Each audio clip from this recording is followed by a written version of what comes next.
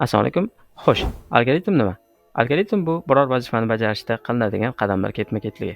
E'tibor berib qaraydigan bo'lsak, har bir kunimiz algoritmni tashkil topgan. Tasavvur qiling, o'qishga yoki ishga ketmoqchisiz. Sizda bir nechta tanlov bo'ladi. Taksida ketish, avtobusda ketish, avtobus va metro qilish yoki piyoda yetib olish.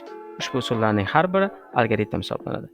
Tabiiy ravishda savol tug'iladi. Xo'sh, manzilingizga qaysi usul orqali yetib olasiz? Albatta, bu vaqtingiz va naqdingizga bog'liq bo'ladi. Agar siz shoshayotgan bo'lsangiz taksini, sarf xarajatni inobatga olsangiz, jamoat transportini tanlaysiz. Algoritmlar ham shunday. Biror masalani hal qilishni bir nechta algoritmi mavjud va ular bir-biridan vaqti, running time, sarflaydigan xarajati, memory time bilan farq qiladi. Bu degani biror algoritm boshqasidan tezroq ishlashi, lekin o'z navbatida kompyuter xotirasidan ko'proq joy egallab qo'yishi mumkin degani. Keling endi bir hayotiy misolni ko'rib chiqamiz.